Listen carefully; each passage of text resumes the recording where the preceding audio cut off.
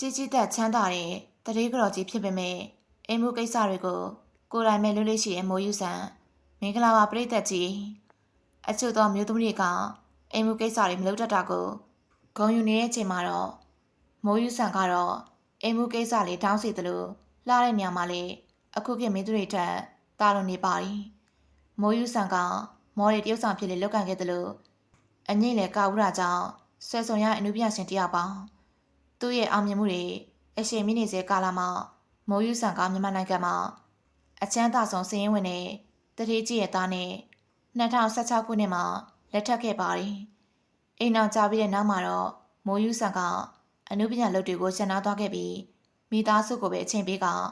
အားလက်ချိန်မှာဝါသနာပါတဲ့ပကြီးလေးကိုဆွဲနေပါတယ်။ငွေကြေးချမ်းသာတဲ့တတိကော်ကြီးဖြစ်တာကြောင့်မိုးယူဆန်ကအိမ်မကိစ္စတွေကိုအင်အကူဒီနဲ့ပဲလောက်ကင်မယ်လို့အားလုံးကထင်ထားခဲ့ကြပါတယ်။ဒါပေမဲ့သူကတော့အင်ရှင်မကောင်းပြီးသားအောင်နေထိုင်တယ်လို့သားတွေအတွက်လေအမေကောင်းပြီးသားသူဖြစ်ပါတယ်။အိမ်နာဘက်ရဲ့ချမ်းသာကြွယ်ဝခြင်းကသူနဲ့မဆိုင်ပဲသားတွေကိုယ်တိုင်ပဲချက်ပြုတ်ကျွေးမိမယ်လို့ဆိုပါတယ်။ငွေရှိလို့ဘာမှမလုပ်ရအောင်ဆိုတာမဟုတ်ပဲကလေးကိစ္စနဲ့အိမ်မှုကိစ္စတာဝန်တွေကို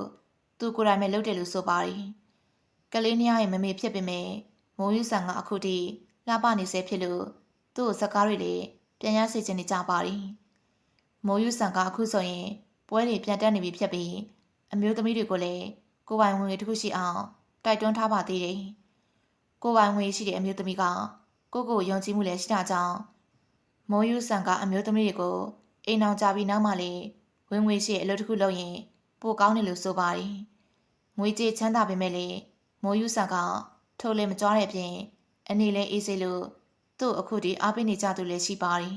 ။တရေကြော်ကြီးဖြစ်ပေမဲ့မိသားစုအပေါ်မှာမိခင်ကောင်းပြီးသားလို့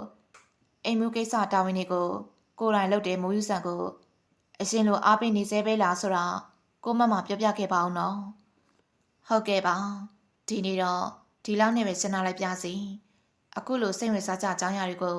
နေ့စဉ်တင်ဆက်ပေးနေရဖြစ်လို့ကျမတို့ရဲ့ channel လေးကိုလည်းအားပေးကြပါအောင်နော်။အဆုံးထိကြည့်ရှုအားပေးခဲ့ကြတဲ့ပရိသတ်တယောက်ဆန်ကိုလည်းအထူးကျေးဇူးတင်ကြောင်းပြောကြားလိုက်ပြပါစီရှင်။